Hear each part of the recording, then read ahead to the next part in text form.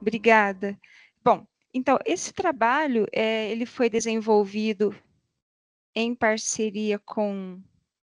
Conseguem ver ainda? Eu só informo que caso alguém tenha alguma necessidade ou tenha algum problema, quem está nos acompanhando online, fique à vontade para falar, porque eu não consigo vê-los aqui agora na tela cheia, tá bem? Alguém pode me dar um feedback se estão ouvindo e vendo? Tudo bem. Áudio e apresentação, Obrigada. tudo ok. Bem, esse trabalho foi desenvolvido, na verdade, por um aluno de mestrado, Rogério Torresani, que ele não pôde estar presente hoje, por um motivo de saúde. Contudo, se trata de um trabalho tecnológico, de uma dissertação que ele já concluiu, mas enquanto o trabalho desenvolvido sobre o programa Minha Casa Minha Vida, uma política de habitação social, e ele é um gestor da Caixa Econômica Federal da área de engenharia, especificamente da área de habitação. Então, é a área que ele atua, inclusive já foi gestor, atua em Brasília nessa área. Ele já desenvolveu a dissertação de mestrado dele, e essa pesquisa é uma pesquisa que está em andamento. Não é um pequeno bracinho que vai além da dissertação que ele já desenvolveu. E ele analisa, aqui nessa pesquisa, o impacto da misinformation na gestão do programa Minha Casa Minha Vida, e como o marketing social pode contribuir, práticas do marketing social pode contribuir para evitar desinformação e combate, inclusive, de atitudes oportunistas por conta de terceiros em relação aos usuários, aos beneficiários do Minha Casa Minha Vida.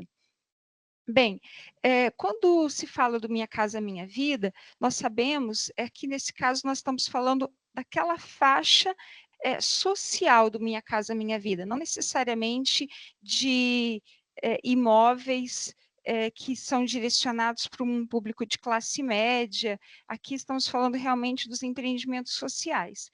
E existe um grande desafio relacionado à informação quando essas pessoas elas desconhecem muitas informações a respeito de como funciona o empreendimento, no sentido de, quando eles entendem que têm a oportunidade de receber uma moradia, eles passam a acreditar que muitas outras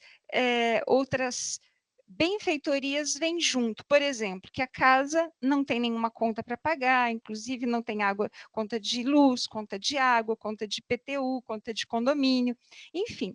E eles acabam acreditando, por conta do desconhecimento e muitas vezes da sua própria simplicidade e ingenuidade, eles acabam caindo em golpes ou comportamentos oportunistas de advogados, por exemplo, que vão até esses empreendimentos para orientar que eles podem entrar na justiça, para cobrar outros benefícios do governo.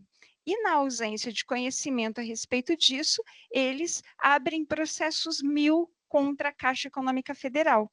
E a Caixa Econômica Federal passou a entender que essas atividades, o custo que isso gera, não apenas financeiro, mas no sentido de transtorno, de informação equivocada, inclusive assim, de imagem negativa ao programa, ele depende de uma mudança de comportamento, por conta, inclusive, de informação que pode ser esclarecida, que não necessariamente existe um foco voltado a isso.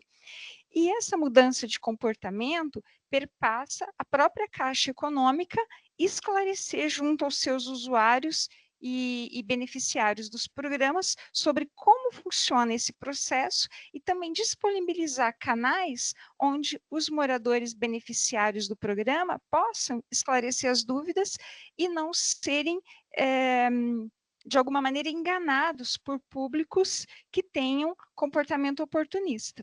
Nesse sentido, quando tratamos aqui do marketing social, o grande destaque dado pela pesquisa do Rogério é a contribuição que o marketing social pode contribuir no comportamento dos cidadãos, né? Por meio de práticas que possam deixar mais claro os benefícios e o que de fato significa o programa. né? Da mesma maneira, isso significa um aprimoramento contínuo nas políticas públicas, como é o caso do Minha Casa Minha Vida, especialmente no sentido de compreensão do limite do Estado, né, do governo, no papel de agora você tem uma moradia, mas a partir de agora você cuida dela, inclusive com as contas relacionadas de agora em diante, né? Enfim, a misinformation, como eu já antecipei, traz essas informações equivocadas e, com base nelas, gera muitas críticas e comportamentos que afetam negativamente o governo e a própria política pública, que tem um papel bastante relevante. Por outro lado, gera também um clima de muita desconfiança junto aos beneficiários e frustração, porque eles acabam sendo levados a acreditar em aspectos que nunca foram reais, enfim, e compromete, inclusive, a imagem do programa.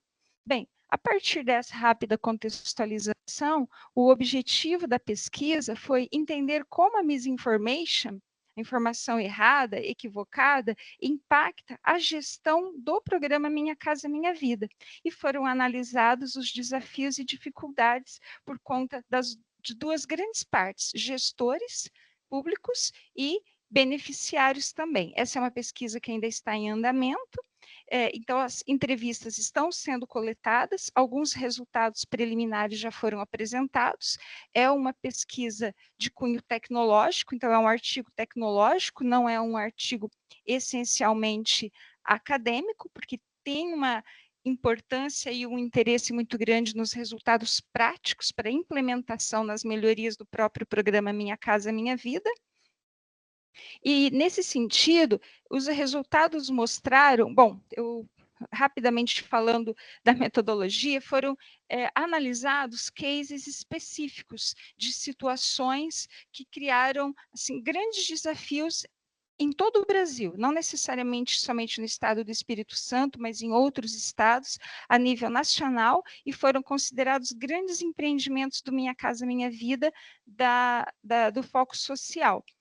Existe, para situar vocês um exemplo, existe divulgação de panfletos por parte de advogados, por exemplo, que marcam um dia que vão estar no condomínio para fazer uma sessão gratuita de orientação legal para abertura de processos judiciais para os moradores, e prometendo a eles que eles vão receber um grande resultado desse processo, um belo dinheiro, enfim. Isso tem causado assim, um grande transtorno, a ponto de ser divulgado na mídia, e isso acontece em vários lugares, não só em um lugar, por isso que foram vários casos analisados. Bem, resultados preliminares da pesquisa mostraram que existe, sim, uma incidência muito grande de misinformation, e isso é criado, na verdade, não é por falta de divulgação de uma informação correta, mas o principal resultado da pesquisa é que são práticas oportunistas de fato, porque se gera uma oportunidade para grupos mal intencionados explorarem a ingenuidade, a simplicidade de um público que talvez não tenha acesso à informação ou o próprio desconhecimento a respeito de questões legais, e eles acabam caindo nesse tipo de golpe, né? Então, o programa Minha Casa Minha Vida, a partir disso, ele criou algumas práticas, como o programa de olho na qualidade, eles abriram alguns canais de esclarecimentos, junto inclusive ao Poder Judiciário, para saber como que isso pode ser aprimorado com relação à divulgação e retornos que são dados para os atores, né, no caso, os advogados que atuam com esse tipo de prática. Também tem sido feito um trabalho social muito intenso de orientação nos condomínios logo no momento em que eles são entregues. Por outro lado, existe uma certa rotatividade nesses empreendimentos, e isso já se sinaliza a necessidade de práticas que vão além dessas que estão sendo adotadas.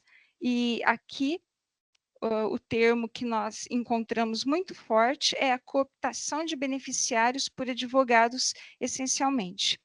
Bem, o que se pode destacar dessa pesquisa que nós já conseguimos antecipar? Primeiro, a importância de considerar que são vários públicos envolvidos, e como não fica totalmente a pesquisa apenas desenvolvida pelo governo, perdão, a política pública, mas tem atores da iniciativa privada, tem beneficiário, tem Estado, governo, em termos de Estado, governo federal, estadual, municipal. Existe um grande desafio de conciliar essas práticas para que se evite esse tipo de comportamento inadequado de atores oportunistas. E a comunicação eficaz, ela pode contribuir significativamente nesse sentido, mas precisa também de engajamento e participação dos próprios beneficiários. E, nesse sentido, se tem encontrado muita dificuldade por conta da rotatividade, porque se os beneficiários, inclusive muitos deles entram no programa e recebem a moradia, já com a intenção de vender a própria casa. Então, isso é algo, ou seja, de lucrar enquanto beneficiário, e não necessariamente para ele morar e construir a sua vida ali. Então, realmente, ainda se precisa encontrar mecanismos adicionais para convencer esses beneficiários da manutenção do empreendimento, de com quem eles têm que lidar, com quem eles vão falar em termos de Estado, ou se é a própria construtora, que é uma contratada, enfim. Então, essa parte da pesquisa nós ainda estamos concluindo para que sejam apresentadas práticas e propostas adicionais, que é a proposição do trabalho do Rogério de entregar alguma contribuição mais efetiva para a Caixa Econômica Federal. Bem, e eu concluo aqui só falando de que, além do foco do beneficiário, isso também tem gerado pesquisas como essa desenvolvida pelo Rogério e na sua dissertação de mestrado, já contribuíram para aprimoramento da própria política pública, porque aqueles empreendimentos que já foram entregues, não se muda o que foi feito, mas a todo momento tem sido revisto e readequado de acordo com as novas práticas que vêm sendo criadas por esses atores oportunistas, tá bem? Então, eu agradeço a todos, também fico aqui à disposição caso haja algum questionamento em relação a essa pesquisa.